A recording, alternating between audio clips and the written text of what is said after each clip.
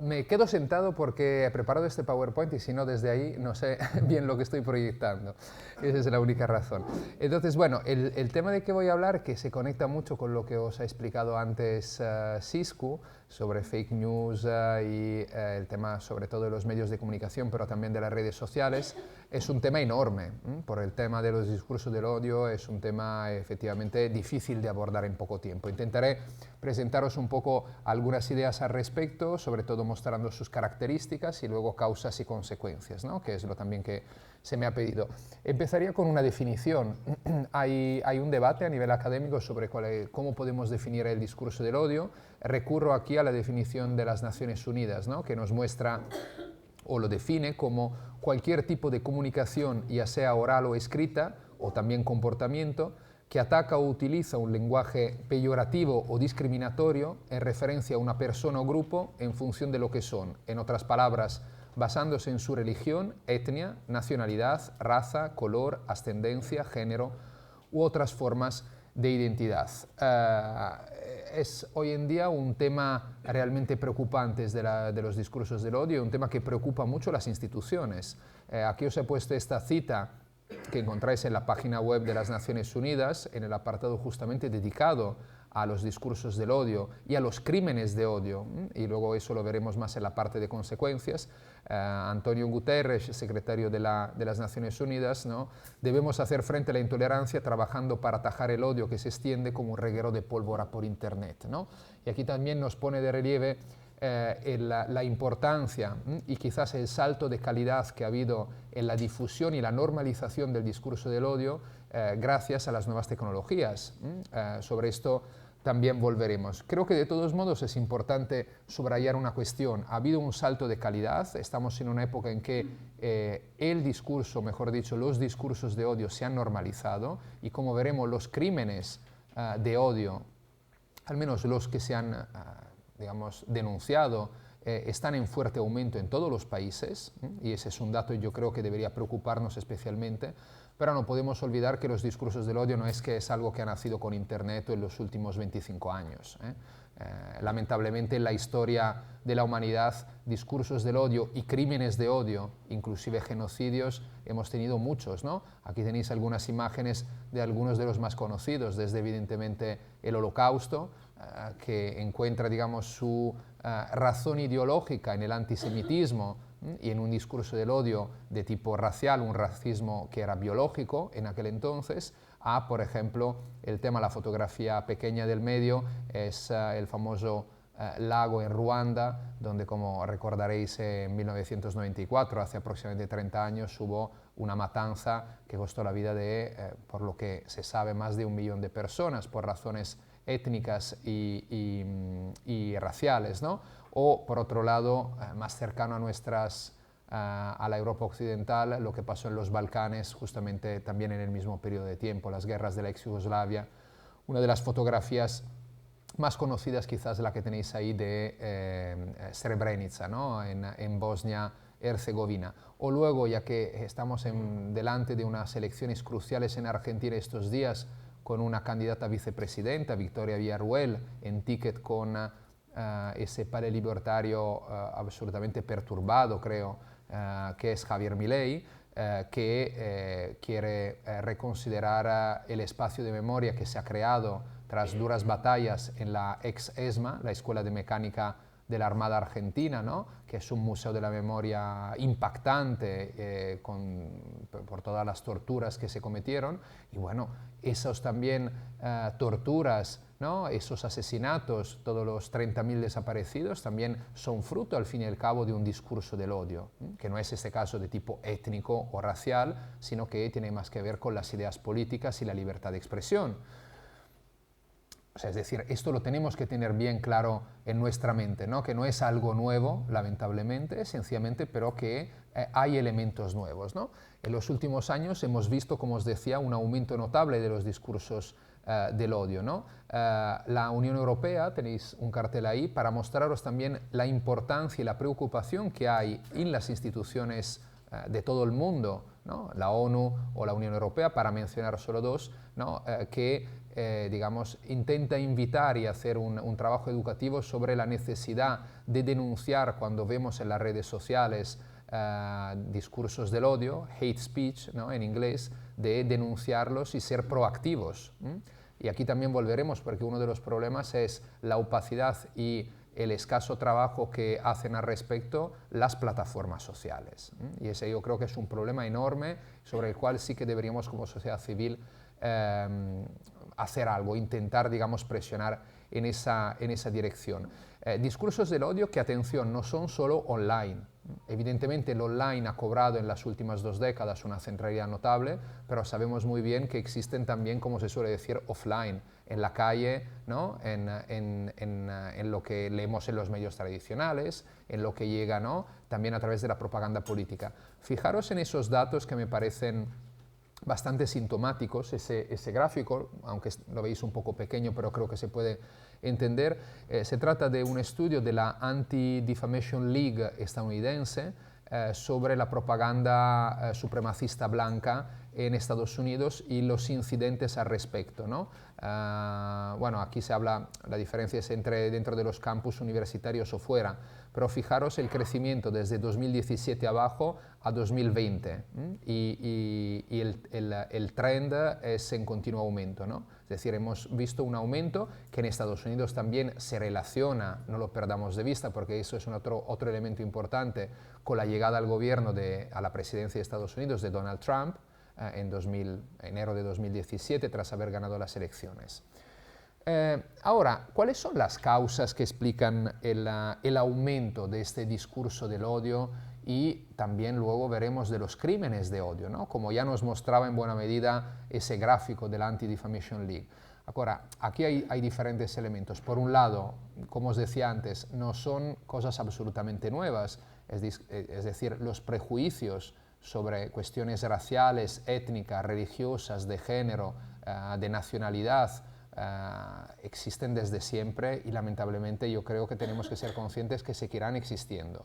Lo que pasa, yo creo que es hasta qué punto se pueda limitar, hasta qué punto se pueda también a través de la educación y a través de una educación cívica reducir todo lo que podamos. Pero los prejuicios existirán siempre. Lo que pasa es la visibilidad que tienen y la legitimación que tienen también desde las instituciones públicas y políticas, ¿no? Ahora bien, dicho lo cual, está claro que la creación de Internet y sobre todo de lo que se ha transformado en las últimas 2 décadas de el Web 1.0, digamos así, a lo que hoy en día se llama Web 3.0, es un elemento muy importante. Fijaros en estos datos de un report que se ha publicado a principios de este año sobre la utilización de Internet y de las redes sociales, que por sí no es un dato negativo. Es decir, las redes sociales e Internet son una tecnología. Ahora bien, pueden tener una función positiva, que es conectar a la gente. Sin la tecnología de la cual estamos hablando, en la pandemia habríamos tenido unas condiciones de vida muy distintas, ¿no? Lo sabemos muy bien. Pero sobre 8.000 millones de personas residentes en el mundo, ¿no? Tenemos estimaciones de enero del 23, pero que van en constante aumento, más de 5 millones que tienen acceso a Internet y casi 5 millones que son usuarios activos en las redes sociales. Fijaros también en el gráfico de abajo que nos muestra el crecimiento desde 2013 hasta 2023, en tan solo una década, de los usuarios en redes sociales, en todas, desde Facebook, Instagram, Twitter, YouTube, etcétera, etcétera, ¿no? Es decir, hemos pasado de menos de 2.000 millones de usuarios a casi, bueno, ahora seguramente viendo la tendencia en la fecha de hoy se ha superado ya los 5 millones, ¿no? Entonces tenemos un mundo que es interconectado, especialmente, digamos, en los países occidentales, en Europa, Estados Unidos y también Latinoamérica, y entonces eso evidentemente tiene un impacto notable. Una banalidad que voy a decir, una campaña electoral hoy en día sin redes sociales es impensable. Hace tan solo 15, 20 años, si me apuráis, inclusive 15 años, cuando Zapatero ganó en 2008, la campaña no se hacía en las redes sociales, Internet tenía un peso muy reducido, ¿no? ¿Os acordáis también en 2004 la reacción que hubo a las mentiras del gobierno del Partido Popular sobre los atentados de Atocha, la gente se movilizó con SMS, que de por sí en ese momento ya era una tecnología innovadora. Hoy en día convocar a gente por SMS nos resulta, bueno, nos provoca una risa, ¿no? Una sonrisa. Entonces, eso evidentemente es un elemento muy importante. Ahora bien, lo que comentaba, el tema no es solo que existan nuevas tecnologías, sino también estas nuevas tecnologías que pueden permitir o favorecer, ¿no? Las redes sociales especialmente, pero Internet también en general, son un terreno abonado para la difusión, y creo que aquí también Siscu ya explicó algo, de las mentiras, de los bulos, de las teorías de la conspiración y también de los discursos del odio. No olvidemos un elemento clave de la transformación de Internet, que es el de pasar de una relación pasiva entre, digamos, lo que sería el espectador de la televisión a quien, ¿no? O de la radio y quien hace los programas, sean, digamos, públicos o privados, ¿no? Las emisoras o los canales de televisión, y en cambio lo que permite Internet, que es no solo una interrelación, sino que también el usuario puede producir contenido y convertirse en un emisor. Este evidentemente es un cambio radical e importante. Según diferentes estudios, aquí no os pongo los números para no cargar con datos, pero diferentes estudios muestran estos 4 elementos, ¿no? Que tenéis en el pantallazo aquí detrás. Por un lado, las redes sociales son una de las principales vías hoy en día para informarse por parte de gran parte de la ciudadanía en la mayoría de países, sustituyendo en buena medida los medios tradicionales. Ahora, paréntesis, luego volveré, los medios tradicionales también pueden difundir discurso del odio y lo hacen de vez en cuando, pero el impacto que tienen, digamos, justamente por la transformación debida al web 3.0, las redes sociales, es mucho mayor en ese sentido, porque digamos no hay un filtro o los filtros son mucho más laxos, ¿no? Hoy en día, por ejemplo, en general, más del 50% de ciudadanos norteamericanos, un estudio que ahora recuerdo de memoria, dicen informarse a través de Facebook o las redes sociales.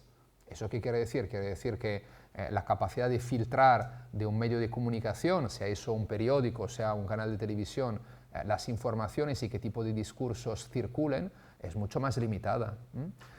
Por otro lado, aquí es un dato importante, en las redes sociales las mentiras o las teorías conspirativas, los bulos, las fake news, se propagan de forma más rápida que la verdad, así como los contenidos generalmente que sean solo textuales o también visuales, los visuales más, que son violentos o que son emotivos, tanto en un sentido como en otro. Y en general, justamente las emociones relacionadas con el miedo y el odio permiten la viralización mucho más rápida del contenido.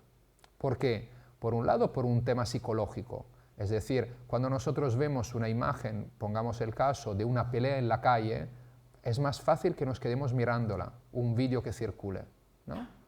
¿Por qué? Porque nos impacta. Y nos impacta y nos conlleva también una reacción, que podamos también criticándola, relanzarla diciendo, por ejemplo, pensemos lo que pasa en Madrid delante de calle Ferraz en estos días, ¿no? Relanzar un vídeo de unos neofalangistas que están quemando una estelada o que están lanzando huevos contra un diputado socialista, y al final estamos viralizando aún más ese tipo de discurso, esas proclamas que ahí aparecen, ¿no? Aunque no es nuestro intento, pero le estamos dando más visibilidad. Y luego volveré sobre esto, pero hago un spoiler, la extrema derecha juega con esto. Es decir, no solo que los suyos relancen sus contenidos, sino que también los que están en contra lo relancen, porque significa que de todos modos lo verá más gente. Y no sabemos toda la gente que lo ve si piensa como nosotros. Quizá es gente que en cambio podría al final acabar estando de acuerdo con eso. Por otro lado, el tema de conectado, las redes sociales también ayudan a que las teorías conspirativas persistan y crezcan en el espacio virtual, ¿no? Y esto nos lo explica, luego diré algo al respecto, teorías conspirativas que, sinceramente, nadie con 2 dedos de frente debería darle, ¿no?, credibilidad, que pero hoy en día suman adeptos, como son la teoría del gran reemplazo, ¿no?, que hay una gran sustitución de la población europea liderada por figuras como George Soros, con migrantes provenientes de otros países, o la teoría estrafalaria de QAnon, ¿no? Que en Estados Unidos, pero también en Europa, ha aterrizado y que, digamos, ha conllevado también a consecuencias prácticas con la elección en las listas republicanas de gente proveniente de este movimiento, pongámosles comillas, que dice que hay una lucha entre el bien y el mal y hay una red de pedófilos representado por las star progresistas de Hollywood y algunos miembros del Partido Demócrata. Y por último, lo que ya comentaba, el contenido que provoca emociones de alta estimulación tiene más probabilidades de ser compartido. Y aquí el otro elemento importante es mencionar no solo, digamos, los procesos, digamos, psicológicos, ¿no? La atención que le podamos prestar a cuestiones impactantes y quizá luego de viralizarlas nosotros también, sino cómo funcionan, que aquí es la parte de la opacidad de las redes sociales, cómo funcionan las redes sociales, es decir, cómo funcionan los algoritmos. Los algoritmos de Facebook, de Instagram, de Twitter, con sus diferencias, y además, paréntesis, no conocemos su funcionamiento, porque es como la receta de la Coca-Cola, que el señor Zuckerberg o ahora el señor Elon Musk no, digamos, hacen pública. Entonces, la manera de cómo funcionan los algoritmos determina lo que vemos y lo que no vemos en las redes sociales. Es decir, cuando nosotros abrimos el Twitter, nuestro perfil, y miramos lo que se publica, lo que vemos es una selección que hacen unos algoritmos, y que lo hacen según, teóricamente, nuestros intereses y nuestras filias o fobias. Ahora, los algoritmos, lo que sabemos, aunque hay esta opacidad, es que favorecen la difusión y la viralización de contenido emotivo o de contenido, digamos, que provoca emociones. Y las emociones no son solo positivas, pueden ser justamente el miedo o el odio negativas, ¿no? Ahora, no sé si Sisku comentó algo sobre la posverdad. Sisku sí, un poquito. Vale, pero yo creo que es algo importante a subrayar, ¿no? Es decir, entre las causas, evidentemente, las nuevas tecnologías y su funcionamiento y su difusión, ¿no? Y lo que estabas comentando también sobre los algoritmos. Otra cuestión importante es que las fake news o bulos en castellano siempre han existido. ¿Cuál es la diferencia respecto al pasado? Es decir, o las teorías de la conspiración existían también en el pasado. ¿Cuál es la diferencia? Una, evidentemente, la posibilidad que ofrecen las redes sociales e Internet en su rápida difusión. Es decir, un grupo neofascista o neonazi en un país occidental o latinoamericano de 1982, para difundir sus ideas tenía que hacer reuniones, ¿no?, en grupúsculos más o menos grandes, face to face, ¿no?, cara a cara, o bien imprimir libros, panfletos y hacerlos circular. Eso es decir que para llegar a un país que estaba a 5.000 kilómetros de distancia, no sabías lo que conseguían difundir y cuánto tardaba en llegar. Hoy en día, evidentemente, la rapidez y la facilidad de la comunicación entre grupos lejanos que no se conocen, que pero comparten, ¿no?, una Weltanschauung, una visión del mundo, o difunden evidentemente bulos, discursos del odio, teoría de la conspiración, es mucho más rápida. Entre Tailandia y España, ¿no? Ahora, la otra cuestión es justamente la posverdad. Es decir, es un concepto del cual se ha hablado mucho en los últimos tiempos. Aquí tenéis algunas definiciones que yo creo interesantes. Se han publicado estudios al respecto. En 2016, el diccionario de Oxford la eligió como palabra del año. Y explica, ¿no?, en esta definición muy breve, que la posverdad es algo relativo o que denota circunstancias en las que los hechos objetivos son menos influentes en la formación de la opinión pública que las apelaciones a las emociones y las creencias personales. O como dice Lee McIntyre, un filósofo norteamericano, se ha traducido su libro, veis ahí la portada también en castellano, la posverdad no es tanto la afirmación de que la verdad no existe, sino la de que los hechos están subordinados a nuestro punto de vista político.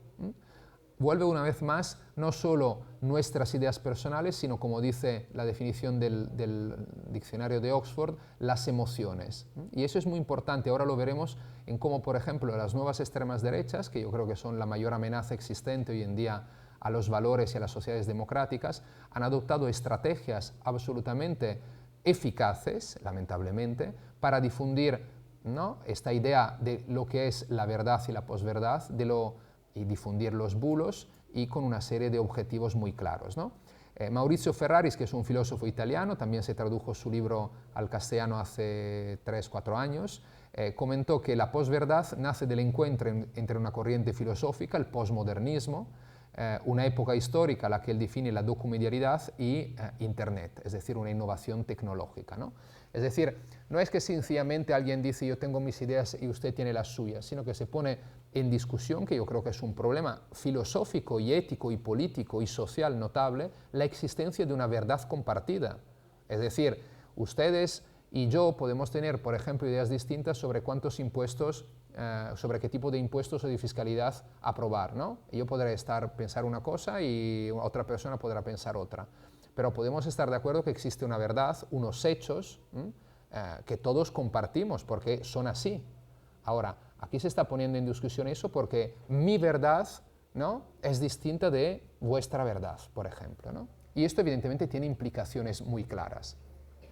Otro elemento que podemos mencionar en las causas, que va mucho más allá de lo del discurso del odio, pero que también tiene relación con ello, que es el aumento de la desconfianza de la ciudadanía hacia las instituciones, pero también hacia los medios de comunicación tradicionales y hacia los expertos. Imagino que todos recordaremos lo que pasó durante la pandemia, donde sectores más o menos importantes según qué país y qué momento de antivacunas, ¿no?, consideraban que las decisiones tomadas por instituciones científicas o las opiniones de especialistas de la medicina fuesen mentira o no fuesen verdad y que cualquiera podía opinar al respecto. Aquí estamos entonces en un momento en que la confianza hacia instituciones y expertos ha bajado mucho. Aquí tenéis unos datos, pero podríamos citar muchísimos. A mí me preocupa particularmente uno en general. Llevamos 20 años que en prácticamente casi todos los países occidentales la confianza en las principales instituciones de las democracias liberales, gobierno, parlamento, partidos políticos y presidente del gobierno o del país según qué sistema electoral existe, está por debajo del 30%. Es decir, hay entre 7 y 9 ciudadanos sobre 10 que dicen desconfiar en las principales instituciones del país. Y eso evidentemente se ha ido ampliando con matices según qué países en otras instituciones, desde el sistema judicial, a veces con razón, en España diría que hay razones para ello, a los medios de comunicación, también hay razones ahí, no cabe duda de ello, ¿no? Pero bueno, eso evidentemente tiene consecuencias, eso tiene un impacto.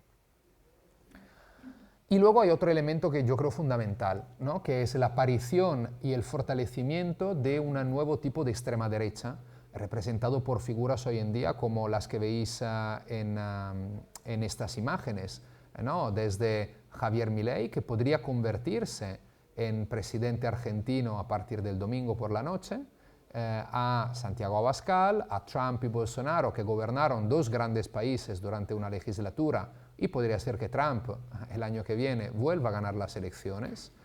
Y luego tenemos a dos líderes bien establecidos en el poder, en el corazón de la Unión Europea, una que es Giorgia Meloni, que viene de una tradición neofascista, la del movimiento social italiano, y otro es Viktor Orbán, que como sabemos ha instaurado ya una autocracia electoral, y no es un término negativo que utilizo yo, sino es lo que recogen diferentes estudios y que ha sido aprobado también en septiembre del 22 por el Parlamento Europeo.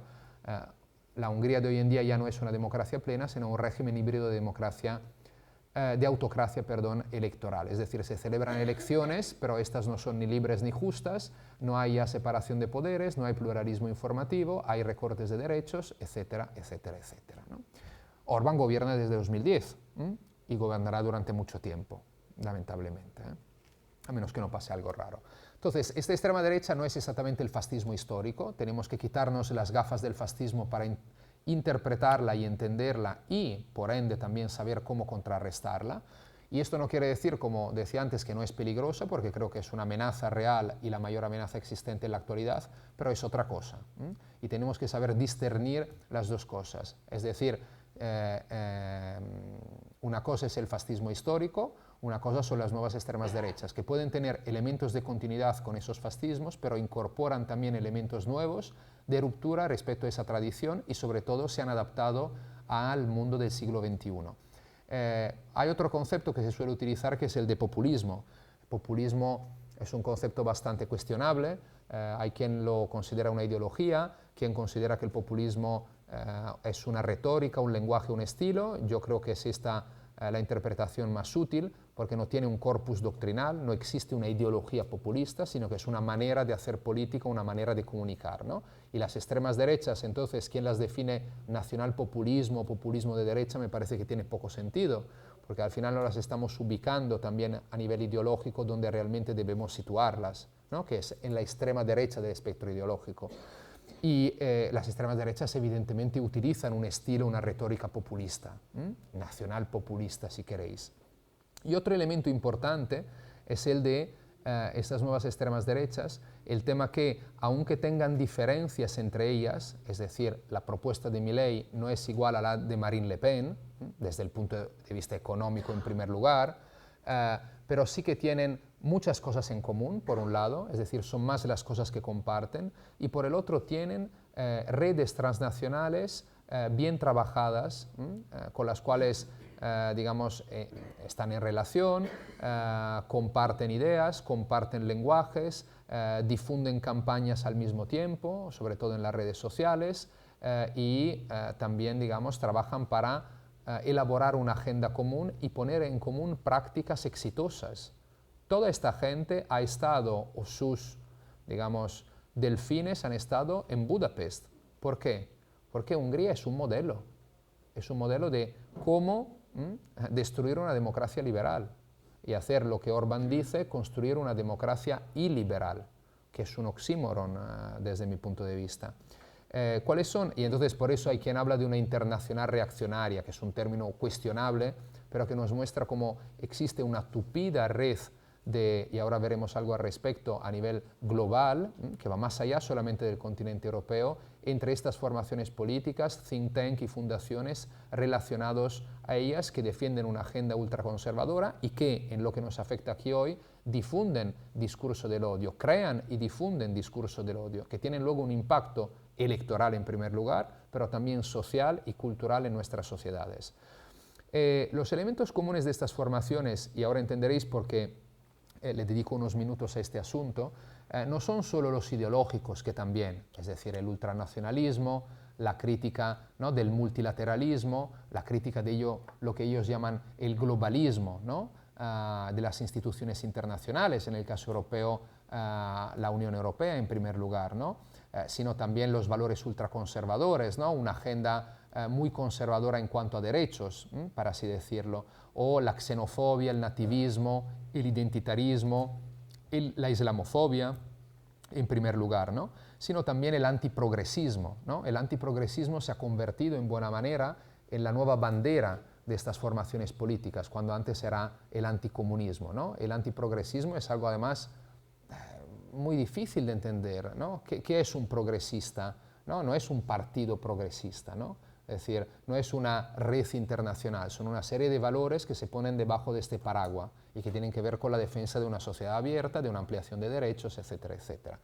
Pero luego estas formaciones políticas defienden también una serie de estrategias y políticas y prácticas compartidas que tienen que ver sobre todo con la propaganda y con la comunicación.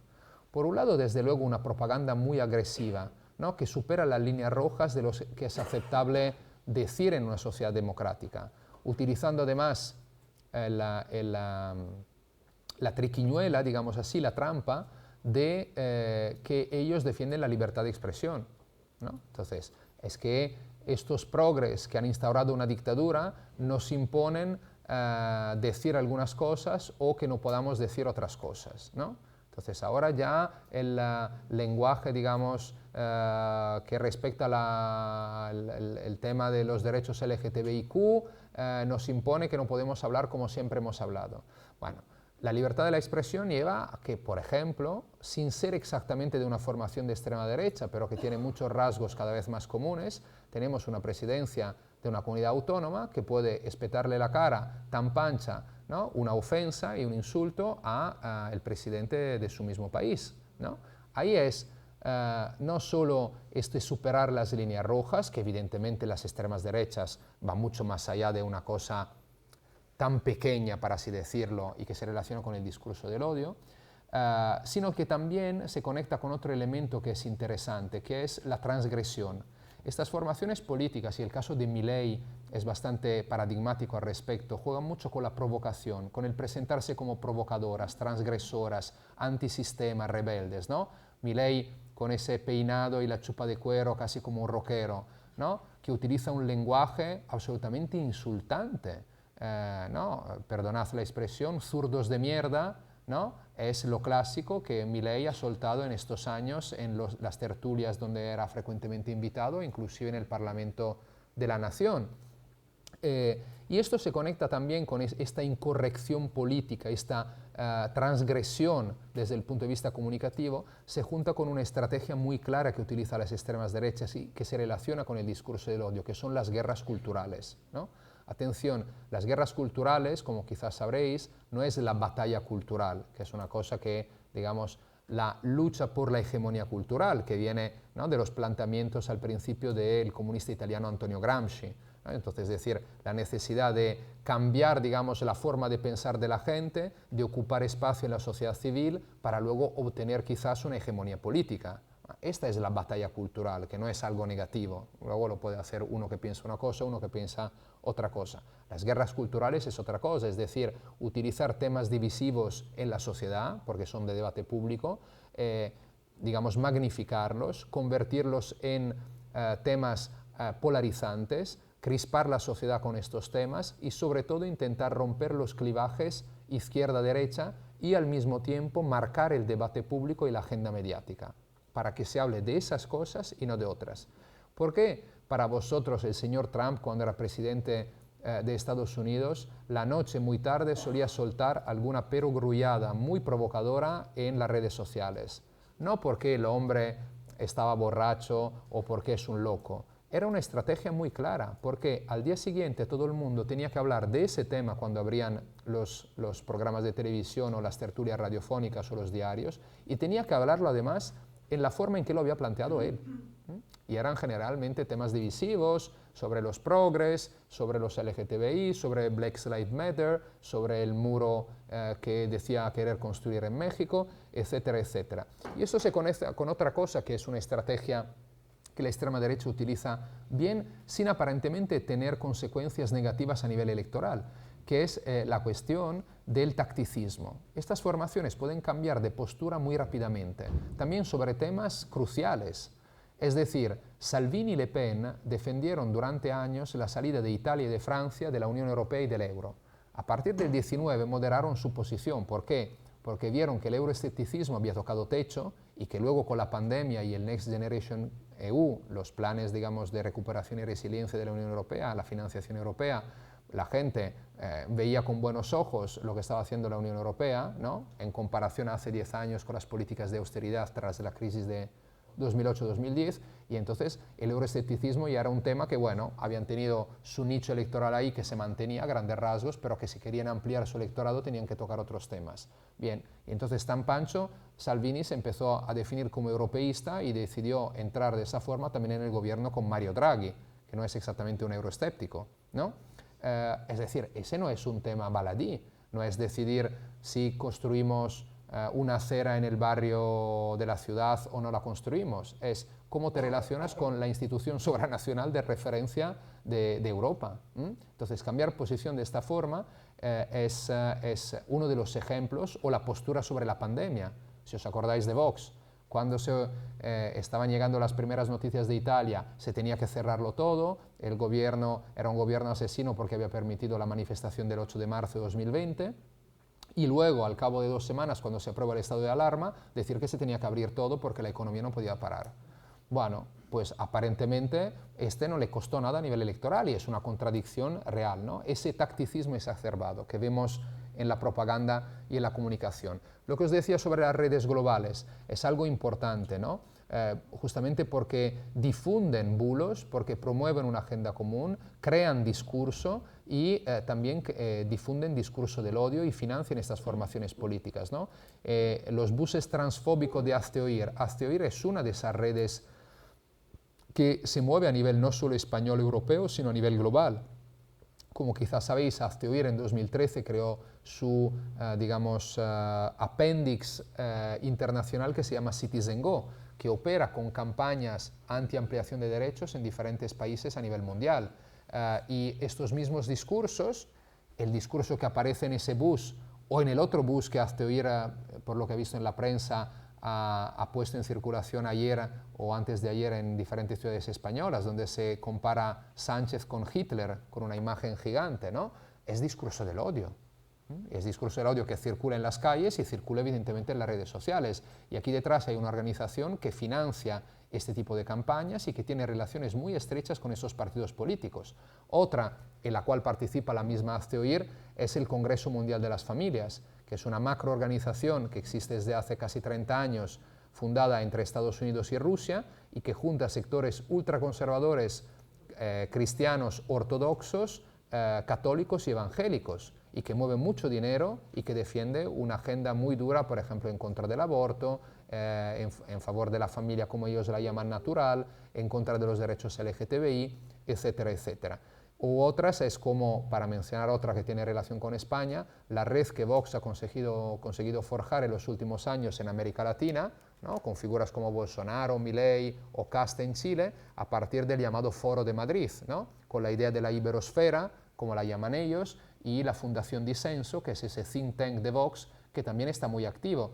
Ahí os he puesto esa imagen de Lima 2023 para mostraros que eso no es solo algo que existe un poco ahí en el papel, sino que organizan cada año como mínimo grandes encuentros regionales en Latinoamérica, donde se juntan centenares, en algunos casos más de 1000 políticos, influencers, periodistas de los sectores de extrema derecha y conservadoras. Y entonces ahí se comparten esas ideas, se comparten estas campañas, se comparten esos discursos del odio. Y como os decía, esta no es casualidad, es decir, que la extrema derecha utilice eso, es una estrategia, porque la extrema derecha, sus objetivos principales son, uno, el de, como veremos después, ultraderechizar el debate público, mover la llamada ventana de Overton, luego volveré sobre esto, mover a la derecha todo el espectro político, lo estamos viendo claramente con los partidos de la derecha que se define democrática y que ha sido, no lo olvidemos, los demócratas cristianos, los conservadores liberales, etc., uno de los pilares también de la construcción de las democracias tras la época de los fascismos y del mismo proyecto de la Unión Europea, y que ahora se han radicalizado notablemente. El caso del Partido Popular es ejemplar en este sentido, ¿no? No es ni de lejos el único. ¿Cuál es el objetivo entonces? Polarizar más a la sociedad, sembrar confusión, aumentar la desconfianza hacia instituciones, medios de comunicación tradicionales, expertos, y al final deconstruir la realidad compartida. Fijaros en esas dos citas. La primera es de ese hombre barbudo, Alexander Dugin, que quizás ubicáis o suena, ¿no? Algunos lo han definido el gurú de Putin, no es ni de lejos el gurú, pero digamos es un ensayista, activista, muy activo en la Rusia de los últimos 25 años, cercanos a los círculos putinianos del Kremlin, un hombre de extrema derecha que ha creado la llamada teoría del eurasianismo. La verdad, escribió Dugin, es una cuestión de creencia, los hechos no existen. Volvemos a la idea de la posverdad, ¿no? Que os mencionaba antes. Y Kellyanne Conway, esa mujer rubia abrazada por Trump, fue la portavoz de la Casa Blanca durante la presidencia Trump. En 2017, cuando Trump el 20 de enero tomó posesión, hubo, como siempre, las manifestaciones delante de la Casa Blanca y en la rueda de prensa posteriores, tras un comunicado de la Casa Blanca que decía jamás ha habido tanta gente aquí delante de la Casa Blanca en una toma de posesión, un periodista de la NBC o de la CNN le dijo, perdone, pero hay estudios con fotografías aéreas que muestran claramente que había mucha más gente cuando Obama tomó posesión, no hay color. Y ella como respuesta le dijo, nosotros tenemos hechos alternativos que demuestran que no es así. Ahora bien, aparte de que es una burda mentira propagandística, pero el tema de utilizar el concepto de hechos alternativos, ¿qué es un hecho alternativo? ¿Es un hecho o no es un hecho? Volvemos una vez más al tema de la posverdad. nos provoca una risa, ¿no? Una sonrisa, pero es algo muy preocupante al respecto. Además, cuando es defendido por las mismas instituciones, ¿no?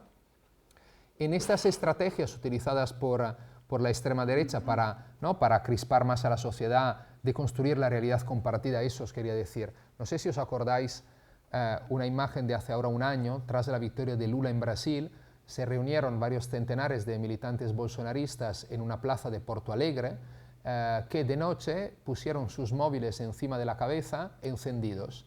¿Por qué? Porque pensaban poder conectarse con alienígenas que habrían venido a liberar Brasil de la supuesta dictadura social comunista de Lula. Eso también nos provoca una risa a carcajadas, pensando que esta gente está chalada. Posiblemente lo esté, pero eso nos muestra cómo no solo, digamos, hay una idea que yo tengo mi verdad y ustedes tienen la suya, sino que se está rompiendo una misma idea de que existe una realidad compartida. Esa gente y nosotros, imagino, no solo pensamos distinto, sino es que pensamos que la realidad es algo distinto.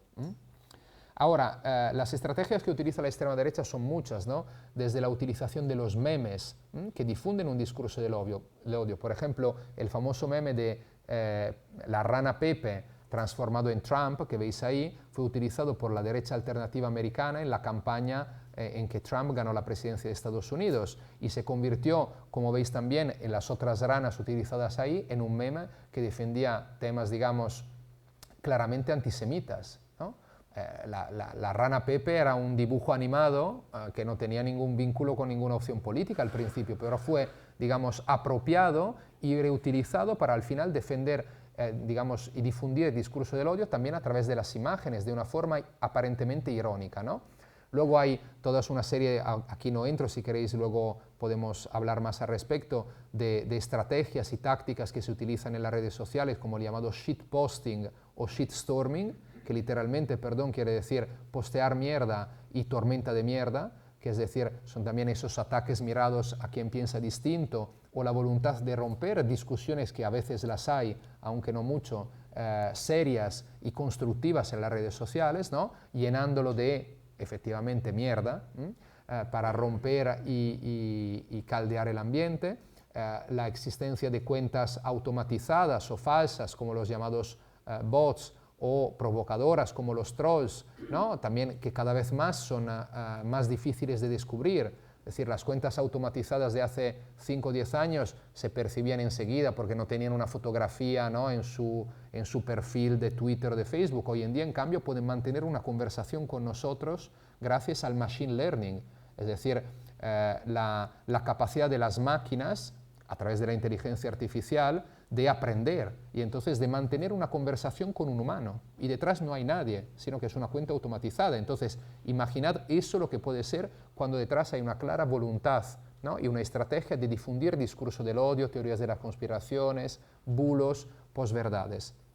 Y luego, bueno, hay solo 2 cosas que quiero mencionar aquí. Uno que conectado con esto es el llamado sentiment analysis, que Salvini hizo muy bien en Italia con un equipo de 35 personas llamado La Bestia por ellos mismos, que trabajaba 24 horas sobre 24 con el líder de la Liga y que hacen, no lo hace solo Salvini esto evidentemente, que es el llamado sentiment analysis, es decir, hacer un análisis, digamos, de las emociones en las redes sociales para poder, digamos, difundir material que pueda ser más fácilmente compartible, justamente jugando con el funcionamiento de los algoritmos que provocan, ¿no? Que viralizan más las emociones fuertes, odio, miedo, etcétera, etcétera. Y luego el tema de la perfilación de datos, que es una amenaza real al funcionamiento de las democracias, como hemos visto en las elecciones estadounidenses del 16 o el referéndum británico sobre el Brexit, ¿no? A través del famoso hoy en día escándalo de Cambridge Analytica, una empresa externa que sustrajo de forma ilegal los datos personales en las redes sociales de unos 90 millones de ciudadanos, ¿para hacer qué? Para poder analizarlos a través de la inteligencia artificial y el machine learning y entonces saber cuáles eran las filias y las fobias de cada uno de estos usuarios que son también ciudadanos electores. Y entonces esto le permitía hacer una especie de identikit de cada uno de ellos y entonces poder enviarle luego una propaganda personalizada. Esa persona es una persona que quizás no vota Trump pero podría votarlo porque ha publicado algo crítico con la llegada de inmigrantes. Pues le vamos a enviar, ¿no?, cada día un vídeo, un post, un meme, un artículo de prensa que ve cuando abre su Facebook o su Twitter sobre la invasión de migrantes. Esta persona posiblemente votará luego a Trump con más facilidad. O una persona en cambio es de izquierda, eso no nos votará nunca. Pues le enviamos, lo bombardeamos de informaciones diciendo que Hillary Clinton, que es lo que pasó, es una candidata del establishment, bueno, en parte la verdad, que además no era de izquierda, que entonces era mejor quedarse en casa y no ir a votar. Desmovilizar a los otros. Otro tema que tenemos como causa, pero también que es como efecto de todo esto, es la llamada polarización afectiva. Es un término del cual se está empezando a hablar bastante últimamente. Ahora, aquí también se tiene que ser claros, la polarización siempre ha existido en las sociedades y de por sí tampoco es negativa, ¿no? Que haya gente de izquierda o gente de derecha y que defienda sus ideas no es negativo. Ahora bien, la polarización afectiva sí que lo es claramente. ¿Qué se entiende con polarización afectiva? No es solo, digamos, tener opiniones distintas a otra persona o a otro partido político, sino que es rechazar por completo todo lo que aquella persona representa. Ese gráfico, esas imágenes que veis ahí representan entre el 94 y el 14, y ahora es todavía más, una serie de encuestas y de estudios que se hicieron en Estados Unidos, donde la pregunta que se hacían en esas encuestas no era si quiere bajar o subir impuestos y etcétera, sino ¿qué piensa usted, por ejemplo, si su hijo o su hija se casa con alguien del partido contrario al suyo, ¿no? ¿Qué piensa usted si su hija se casa con un demócrata?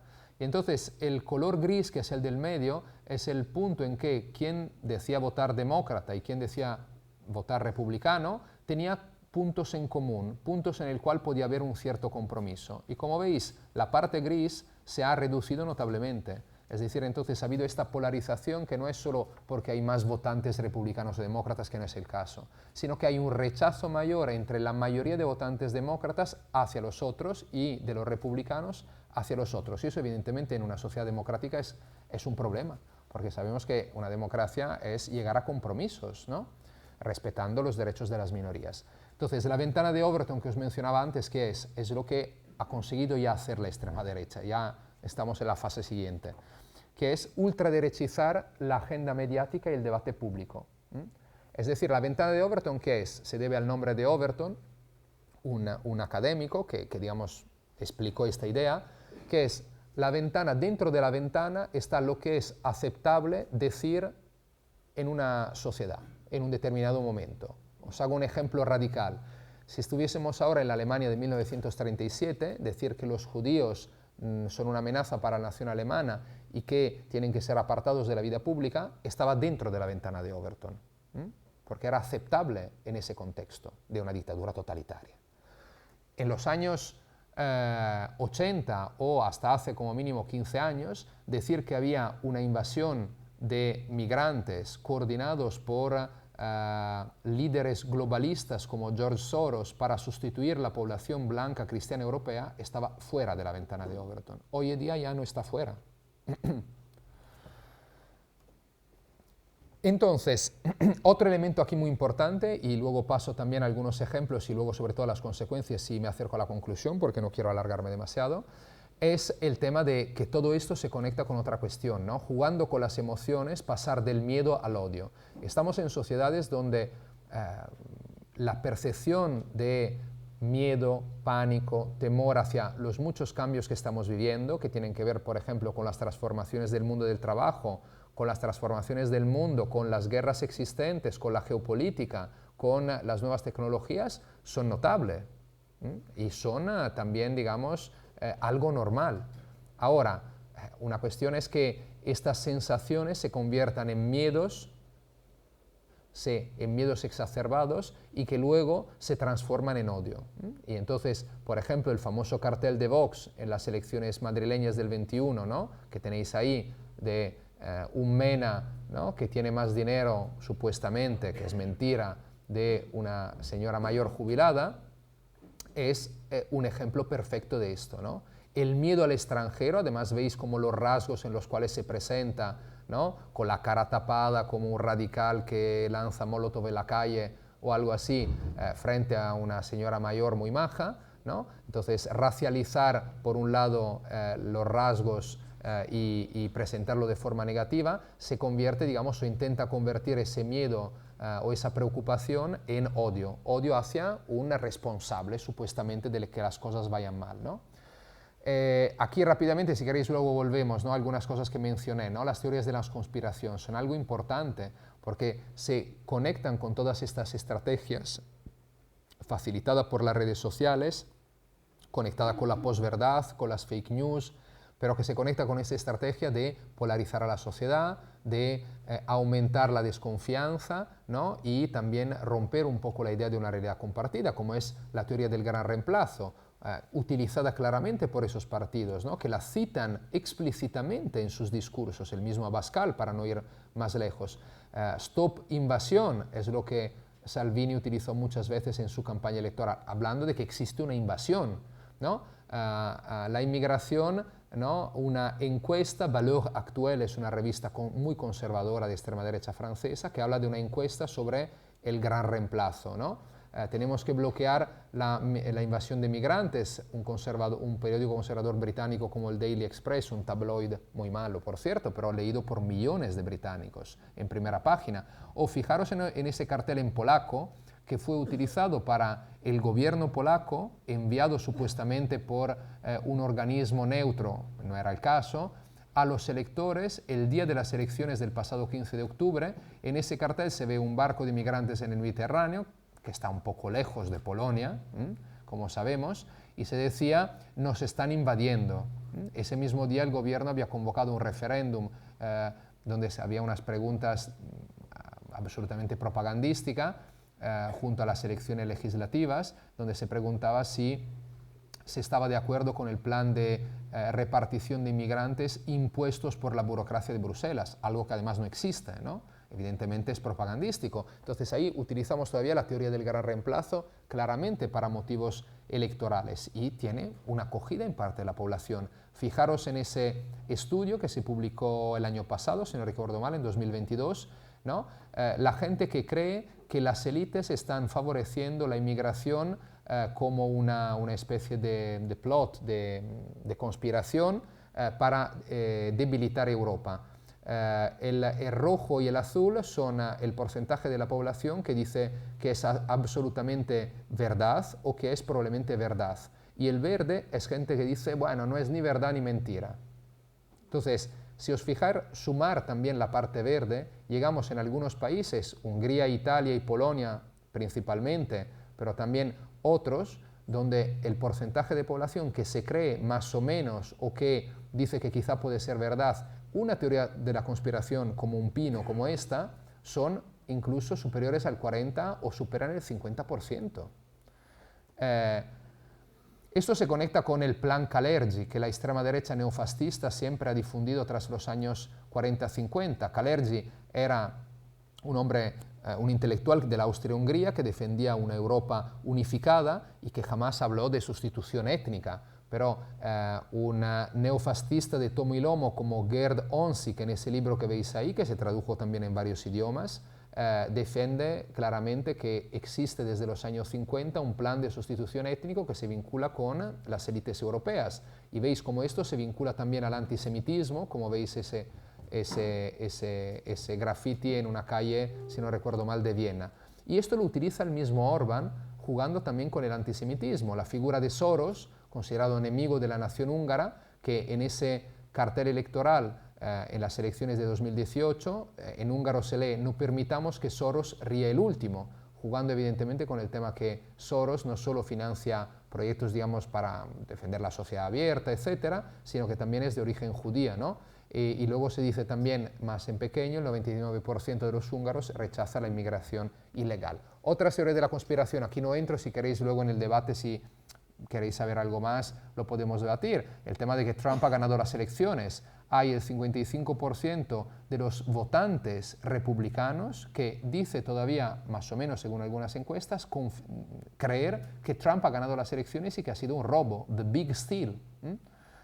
O, manteniéndonos en Estados Unidos, pero también con derivaciones en Europa, lo que os comentaba antes sobre el Pizzagate, que es esta supuesta, bueno, esta teoría de la conspiración que se difundió en el 15-16, que supuestamente, ahí veis el tuit de Mike Chernovich, que es un neofascista de la alt-right estadounidense, que dice Pizzagate, eso va a durar, esta historia será muy dura, ¿no? Estamos en la campaña electoral del 16 bueno, este tuit es justo después, pero se utilizó en la campaña electoral. Que supuestamente en los sótanos de una pizzería de Washington, Comet Ping Pong, había un sótano donde había una red pedófila con la participación de Bill y Hillary Clinton y el mismo Obama. Y una persona, y aquí tenemos, y paso a las consecuencias, se presentó con un Kalashnikov o bueno, otra metralleta para liberar a los niños.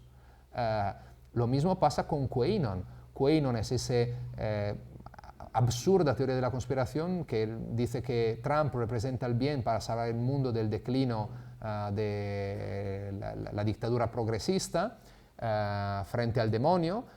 El asalto al Capitolio de enero de 2021 se relaciona claramente con esto, y esto es discurso del odio también. No es que son dos cosas separadas. El famoso Q-Shaman, como se definió ese chico que ataviado de esa forma, con 4 grados bajo cero, estaba enfrente del Capitolio ese día, tenía ese cartel en la mano, Q, sent me, me ha enviado Q para salvar la democracia de Estados Unidos. Y la mujer que tenéis con el mitra en la mano era una activista de esta teoría de la conspiración, es Marjorie Taylor Greene, que es una congresista trumpista, reelegida 2 veces y que es una de las personas más cercanas a Trump y que se dice que podría ser inclusive la vicepresidenta en el ticket para la candidatura de 2024. Ahora bien, más de todo esto, y voy cerrando, ¿cuáles son las consecuencias más prácticas de esta difusión del discurso del odio? Algunas las hemos más visto, la ultraderechización de la agenda mediática, ¿no? La aceptación por parte de la población de teorías de la conspiración, el aumento de prejuicios por razones raciales, étnicas, religiosas, de género, en muchos países occidentales, pero luego otra de las consecuencias más graves es los crímenes de odio. Crímenes que pueden ser incidentes o asesinatos o matanzas. El activista supremacista blanco, un joven, yo nunca suelo decir los nombres porque no quiero darle publicidad, que hace unos años, en 2018, entró con una metralleta en una sinagoga de Pittsburgh, en Estados Unidos, y mató a 11 judíos que estaban ahí reunidos, era un usuario enfervorecido de una red social que es Gab, que muchos imagino que no conocéis, que es una de esas redes alternativas donde no existe ningún tipo de moderación, es decir, y que son, digamos, terreno abonado para los grupos de extrema derecha, como Truth, Verdad, por cierto, que es la red que Trump creó cuando fue en un primer momento expulsado de Twitter tras el asalto al Capitolio.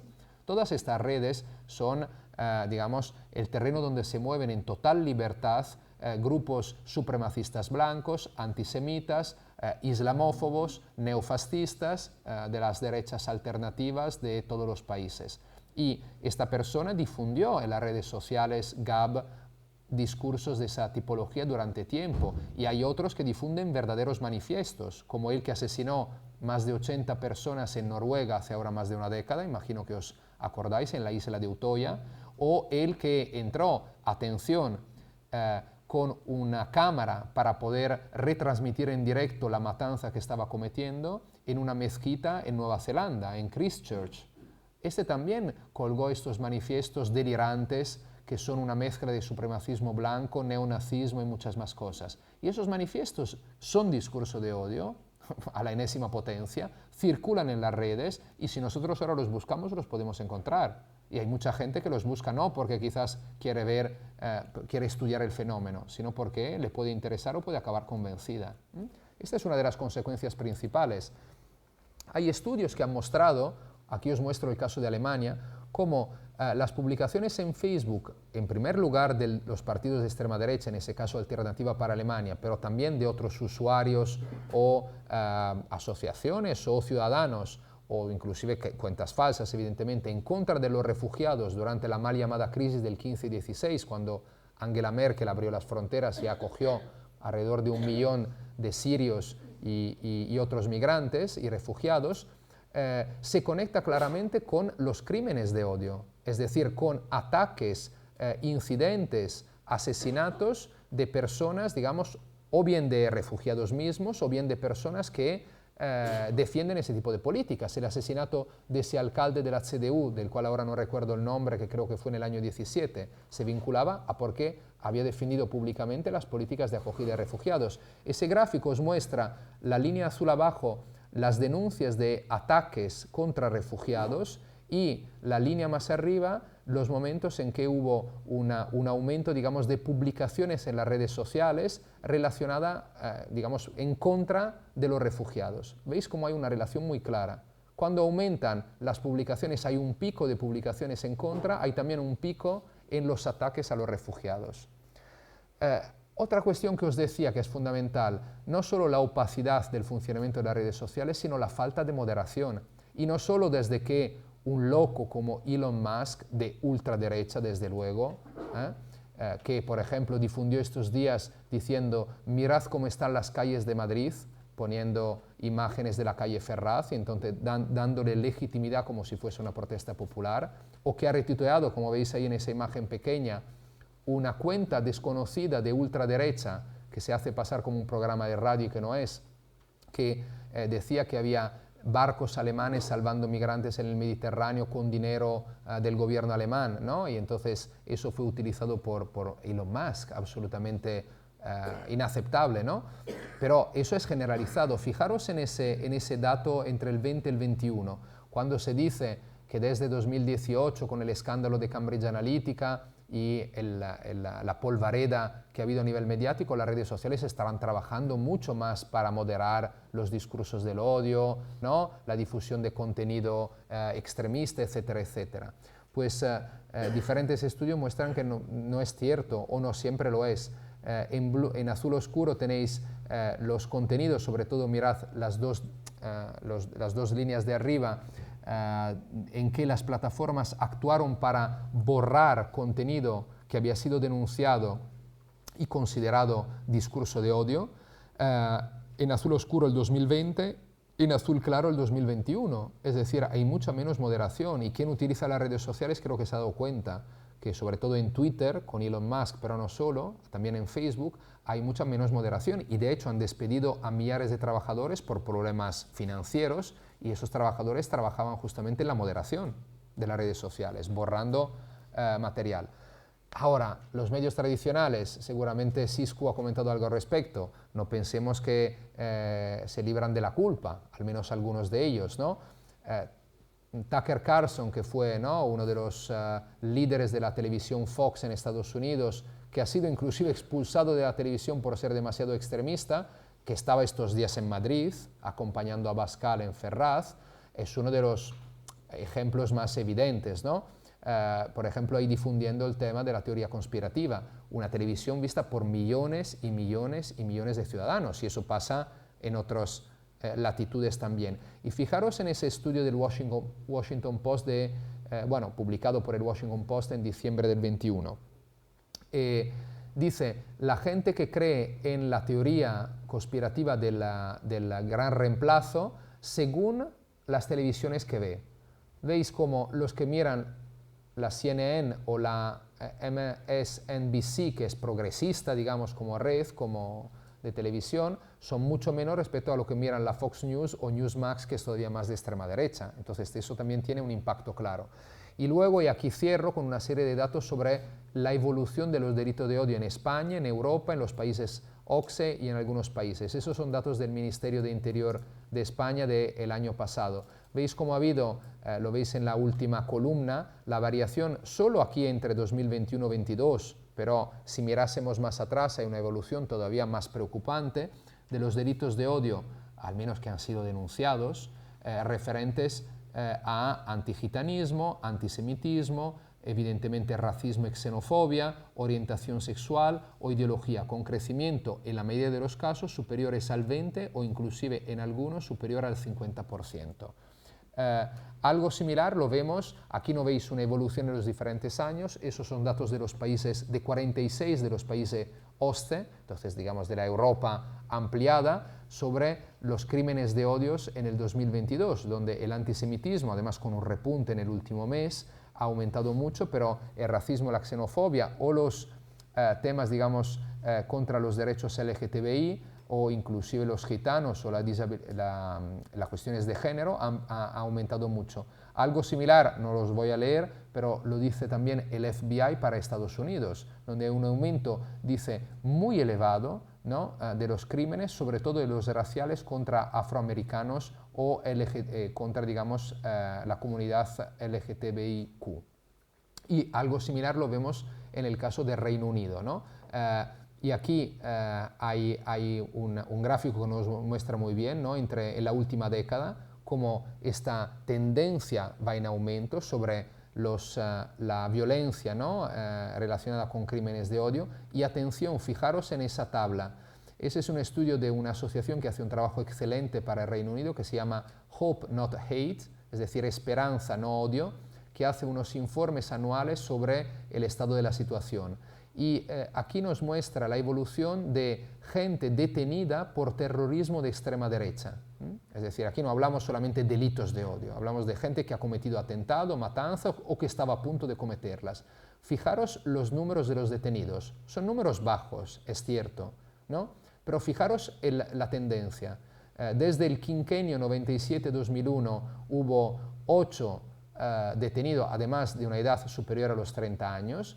Llegamos solo al año 22 en un solo año de detenidos, con una edad media más baja, y 9 de esos son teenagers. Es decir, hay una bajada media de la edad de gente que cree en muchos casos a teorías de la conspiración, difunde discurso del odio y acaba planeando o realizando atentados terroristas por razones de odio racial, religioso o bueno, por diferencias sobre el tema de género, etc.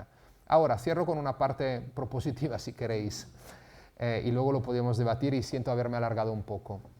¿Qué hacer, ¿no?, con todo esto?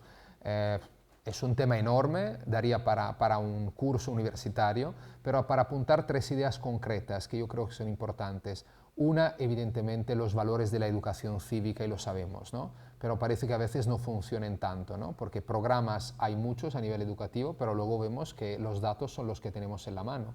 Entonces, yo creo que pero en el tema educativo también lo que se debería hacer más es la alfabetización digital, es decir, que haya cursos para jóvenes, pero no solo para jóvenes, sobre no solo saber utilizar las nuevas tecnologías, sino también saber entenderlas y saber discernir, ¿no?, la paja del trigo, para así decirlo, y entonces sobre la difusión de fake news, discurso del odio, saber, ¿no?, digamos, desarrollar un pensamiento crítico que se relacione también más claramente con el mundo digitalizado en el cual estamos viviendo, que irá más en el futuro. Por otro lado, relacionado también con el mundo digital, aquí yo creo que como sociedad civil tenemos que hacer un importante esfuerzo para que se llegue en el futuro a una democratización del espacio digital. El espacio digital, es decir, las plataformas que nombrábamos antes, están ofreciendo un servicio público, pero son empresas privadas, multinacionales, absolutamente opacas, en manos de, en general, una sola persona, que hacen y deshacen a su antojo, sin ningún tipo de transparencia ni sobre el funcionamiento de las mismas redes sociales. Esto es que no puede ser así. Es decir, aquí tiene que haber un control público de algún tipo sobre el funcionamiento de las redes sociales. Y esto es algo, yo creo que dentro de 40 años, cuando espero que habremos conseguido esa democratización del espacio digital, miraremos atrás y la gente se quedará pasmada pensando que durante 2 décadas o más no ha habido ningún tipo de control público y democrático sobre algo tan importante y que tiene un impacto tan notable, como os he intentado explicar, en la sociedad. Y por otro lado, yo creo que algo que podemos también impulsar, y quizás es más fácil, pero hay posibilidades, es que se llegue a un consenso en la sociedad y en las instituciones públicas para condenar el discurso del odio y evitar su normalización, que pueden ser declaraciones públicas, que pero después de estas declaraciones un consenso, digamos, que incluya también a esa derecha democrática que se está radicalizando, que está abrazando cada vez más la extrema derecha. Pero la necesitamos también y yo creo que mucha gente de esa derecha puede estar de acuerdo sobre declaraciones que dicen limitar el discurso del odio en las redes sociales y en el espacio público en general. Y creo que es algo que ahí, ¿no? Como sociedad civil deberíamos implementar.